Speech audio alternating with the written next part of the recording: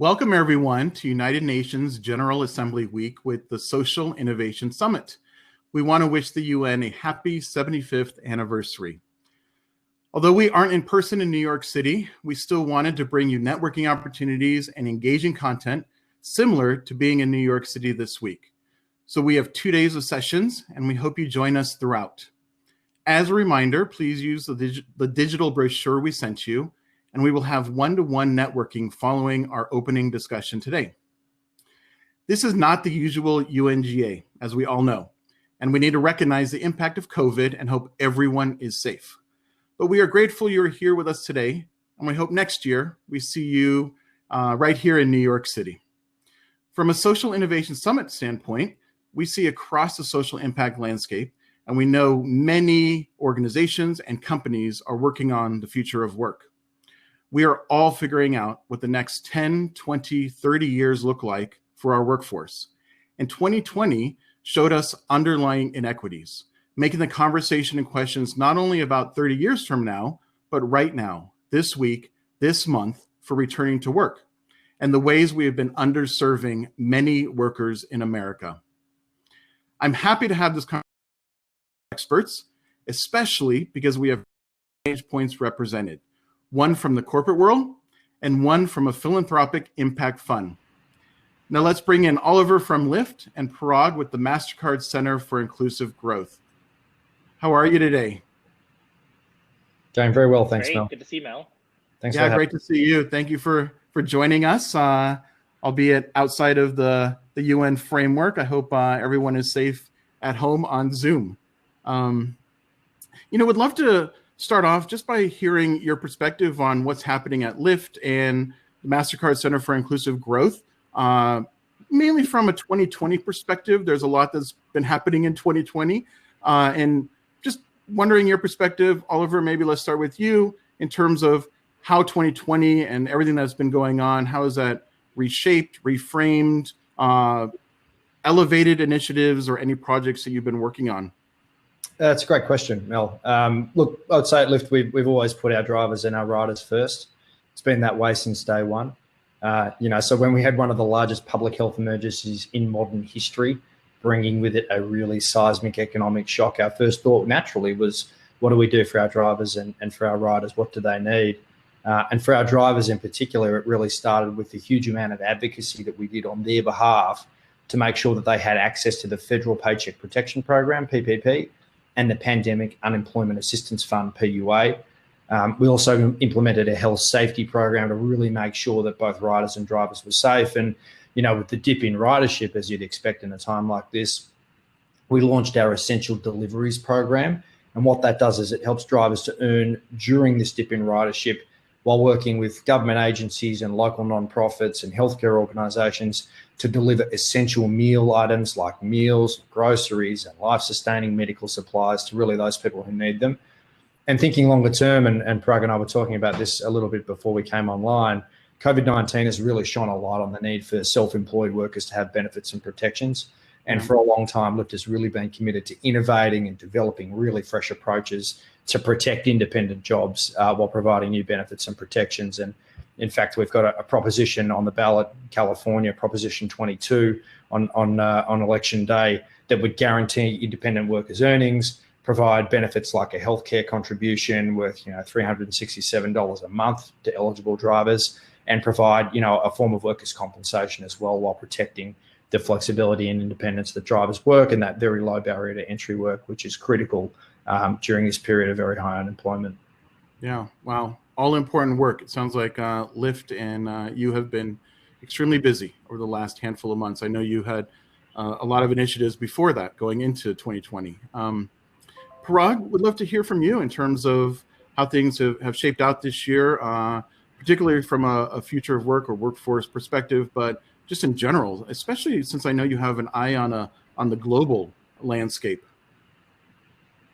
Yeah, thanks for the question, Mel. And it's good to be with you and Oliver. It's good to be with anybody at this point. Yeah, right. So 2020 was the year that kind of, on one hand, sort of proved what we had been talking about for many years around inclusive economic growth, but it also accelerated it. we had been thinking about the future of work as a conversation that was really a 10-year runway, that within 10 years, we were going to have to deal with this massive issue of workers being displaced and disrupted because of AI and automation. And so we thought that the special sauce this time was that thoughtful leaders from government, corporate sector, and from NGOs were coming together to plan for it. What we had not anticipated is that our planning time would be reduced from 10 years to about 6 months. And so when we talk about the future of work at Mastercard, we really talk about it as the future of workers, because it's not about the jobs that are going to survive. It's about what's going to happen to the people. And most importantly, how do we help those people navigate a changing digital technology landscape? One of our first conversations in this was with Lyft. And I remember talking to the Lyft social impact team about English language courses that they were offering to their drivers who are 85% in the US limited English proficient, using that time in the car between rides to teach them English. How can we put the assets we already have, not just our money and our philanthropy, that's important, but how do we put the assets of our technology, our partnerships, our networks, our customers, our workers, put them to work for good? And on the future of workspace, there's so much that we can do together, and I look forward to talking about some examples during this conversation. Wow, that's so nice to hear that you're partnering with Lyft and you've had conversations with them. It's really nice. Two great organizations, two great people coming together. Oliver, as Parag mentioned, it does seem like you're taking on some new things. I'd be interested to hear what you've been hearing from drivers in terms of their needs and just the general outlook from drivers and some of the tools that you're preparing for them. Yeah, we have a driver advisory council across the country nationally, and it's a good representative sample of drivers, and meet with them very regularly at the highest levels of Lyft and ask them what they want. And by an overwhelming majority, what they tell us they want and what is under threat at the moment is their ability to be self-employed, to work without a boss, not to have set shifts and flat wages like a Starbucks employee. But they also want benefits. And so what we're proposing in California and in other places is that we pair important benefits with that ability to protect independent work. And by a 4-to-1 margin, drivers tell us in an independent survey that they do want to be independent workers. At the moment, though, they also want other opportunities to earn. And so that's why I talked a little bit about providing, delivery of essential medical items and the like, partnering with not-for-profits and local government. But critically, it's about protecting that independent work, because what's really important, and this is critically important for communities of colour, is that this is low barrier to entry work. So in 2019, we had about 1 million Black and Latinx drivers on the Lyft platform across the country. That's about 50% of the workforce. And these are the communities that have been hit disproportionately, firstly by COVID, and secondly by the closing of the economy in response to COVID. And so what we're saying is, as traditional employers are slow to rehire, with all of this lingering uncertainty, not wanting to take on new part-time and full-time employees, this is work that you can do, which serves as a bridge, perhaps to part-time or full-time employment as the economy reopens. And critically, we've got a lot of students on the platform, about 16% of the platform, or 350,000 drivers last year.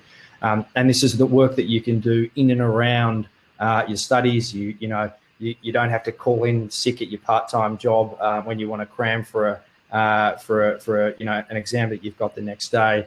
And so this is really flexible work. If you've got a sick family member at the moment, you can take care of them and you can just drive whenever you feel like it. So that's the type of work that we're trying to provide, and we think it's critically important for those communities who are often underrepresented, particularly as the economy is slow to reopen. And it's about, at the end of the day, putting some cash in their pockets and helping them add up the bills around the kitchen table each week. Yeah, absolutely. We need more accessible work for all. So it sounds like you're doing that. Parag, I think on my mind, you, as we said, you travel a lot. You're out there. The Impact Fund has its hands in a lot of different things around the world. What are you seeing across the world or out in the world that you think are important lessons or approaches or tools that we might want to implement here in the U.S.? Have you seen things out there that you think, wow, that's a really smart way of doing it, that could be good to filter into our country here? Yeah, I mean, look, I think in general, people are on the move. People are not staying in one job or one location. I myself, in the last 20 years, have had 19 different jobs.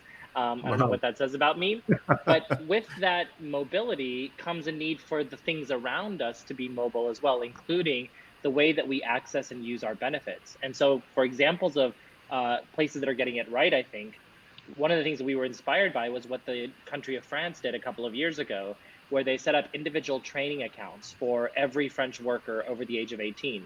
For every hour you work, you accrue benefits. And by the end of the year, I think every worker gets 800 euros worth of training benefit that they can then apply to upskilling themselves for better jobs, higher wages, et cetera.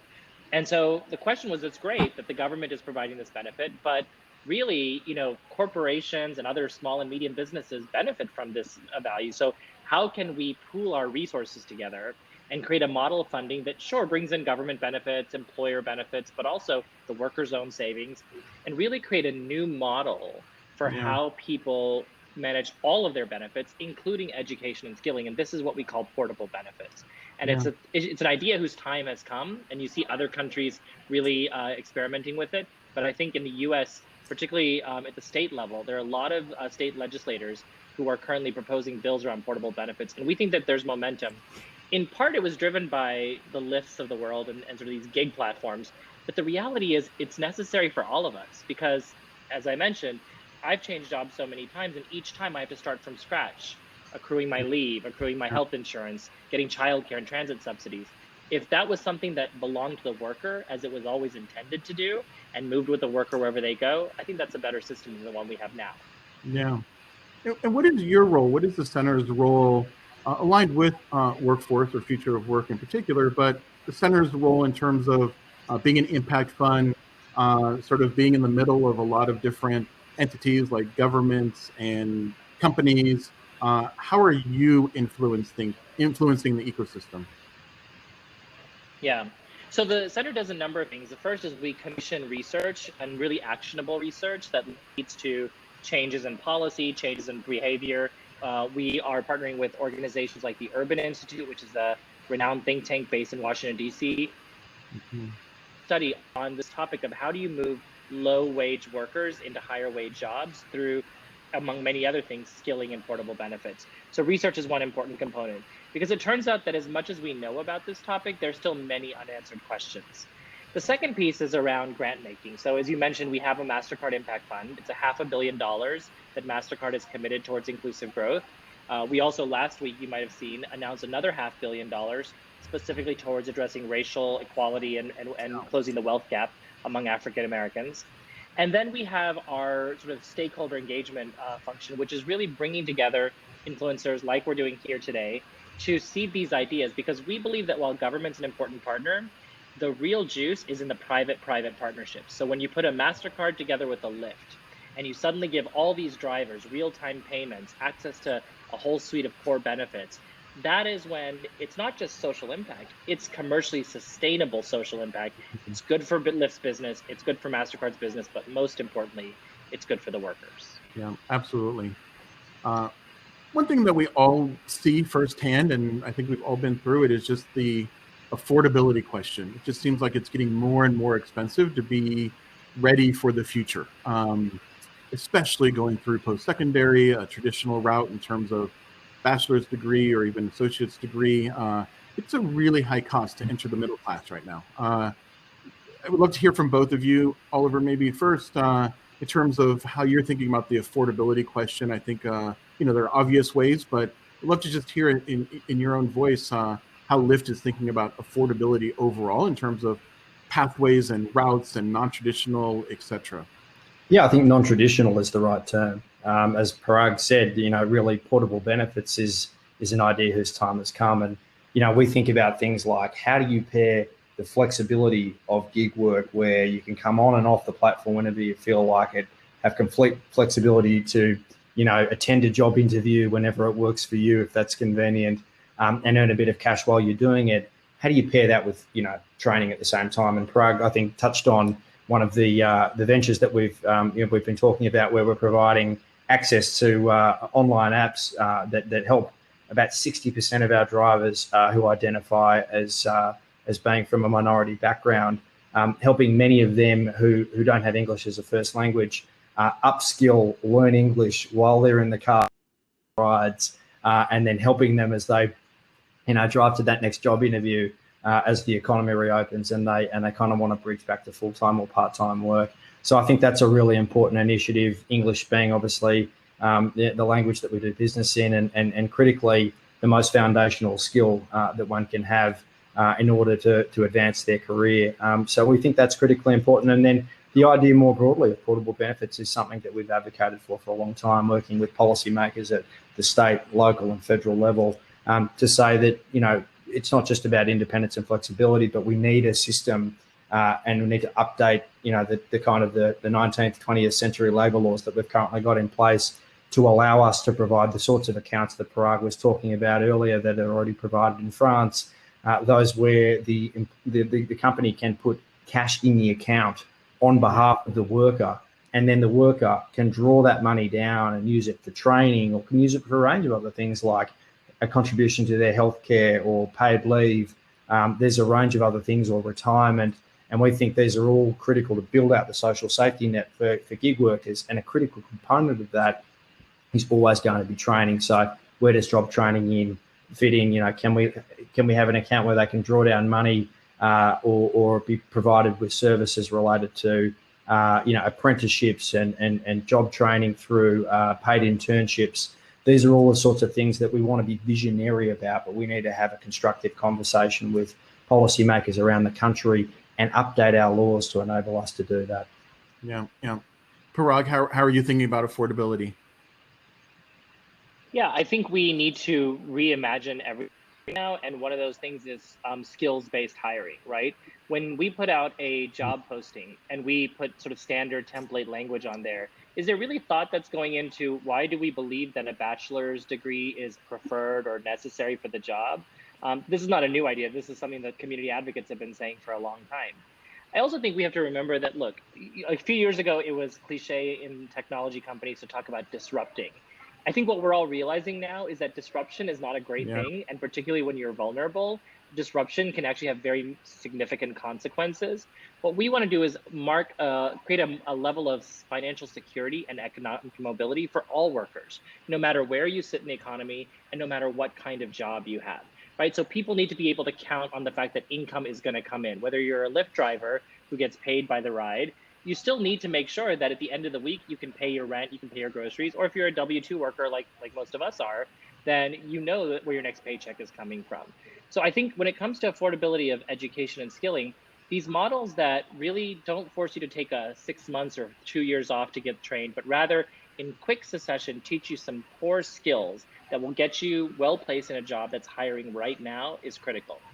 I want to add one other point here, because besides the money piece of the equation, there's a data piece of this equation, which is using the very same technology that is creating all this disruption and using it as a force for good to help solve for it.